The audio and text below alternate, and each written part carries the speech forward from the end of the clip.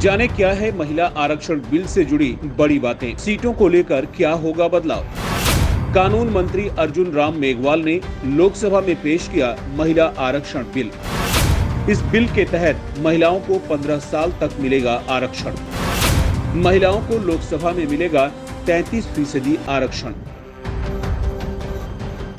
नए संसद भवन में लोकसभा की कार्रवाई में सरकार ने पहला बिल महिला आरक्षण का पेश किया। इसे नारी शक्ति वंदन अधिनियम नाम दिया गया है।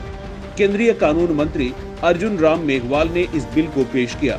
इस बिल में लोकसभा और विधानसभा में 33% सीटें महिलाओं के लिए आरक्षित करने का प्रावधान है। इसका मतलब ये हुआ कि अब लोकसभा और विधानसभा में हर तीसरी सदस्य महिला होगी। अब जाने क्या है बिल से जुड़ी बड़ी बातें, सीटों को लेकर क्या होगा बदलाव। तो आपको बता दें कि लोकसभा में इस समय 82 महिला सदस्य हैं। इस बिल के कानून बनने के बाद लोकसभा में महिला सदस्यों के लिए 181 सीटें रिजर्व हो जाएंगी।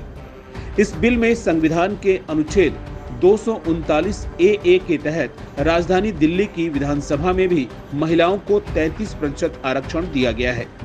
यानी अब दिल्ली विधानसभा की 70 में से 23 सीटें महिलाओं के लिए रहेंगी।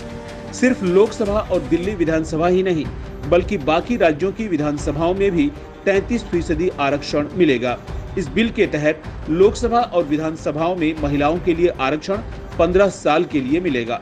15 साल बाद महिलाओं को आरक्षण देने के लिए फिर से बिल लाना होगा। वहीं SC/ST महिलाओं को अलग से आरक्षण नहीं मिलेगा। आरक्षण की ये व्यवस्था आरक्षण के भीतर ही की गई है। यानी लोकसभा और विधानसभाओं में जितनी सीटें SC/ST वर्ग के लिए आरक्षित हैं, उन्हीं में से 33% सीटें महिलाओं के लिए होंगी। उसे इस तरह समझिए कि इस समय लोकसभा में 84 सीटें SC और 47 सीटें ST के लिए आरक्षित हैं। बिल के कानून बनने के बाद 84 SC सीटों में से 28 सीटें SC महिलाओं के लिए रिजर्व होंगी। इसी तरह 47 सीटों में से 16 ST सीटें महिलाओं के लिए होंगी। लोकसभा में OBC वर्ग के लिए आरक्षण की व्यवस्था नहीं है।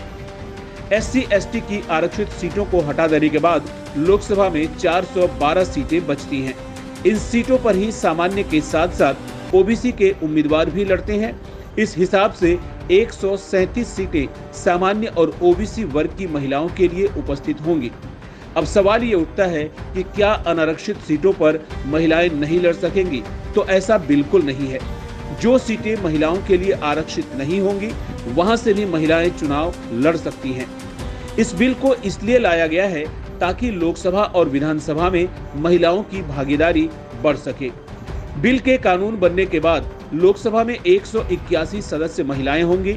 इस समय सिर्फ 82 महिला सांसद ही हैं, लेकिन अगली बार से महिला सांसदों की संख्या कम से कम 181 तो होंगी ही।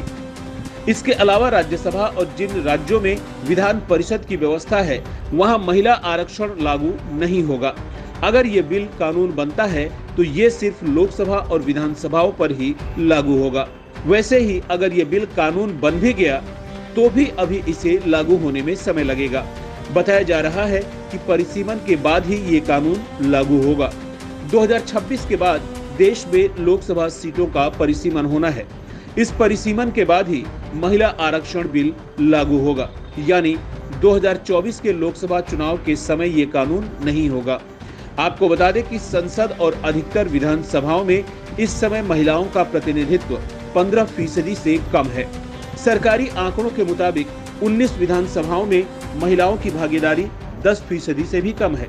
मौजूदा लोकसभा में 543 सदस्यों में से महिलाओं की संख्या 78 है, जो 15% से भी कम है। राज्यसभा में महिलाओं का प्रतिनिधित्व लगभग 14% है। कई विधानसभाओं में महिलाओं की भागीदारी 10% से भी कम है।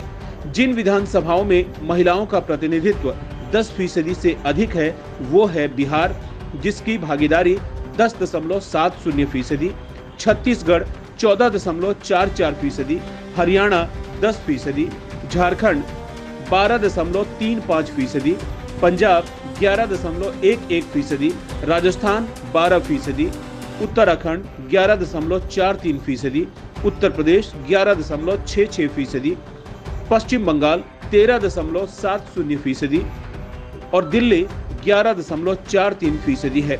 गुजरात विधानसभा में 8.2% महिला विधायक है, जबकि हिमाचल प्रदेश विधानसभा में सिर्फ एक ही महिला विधायक है।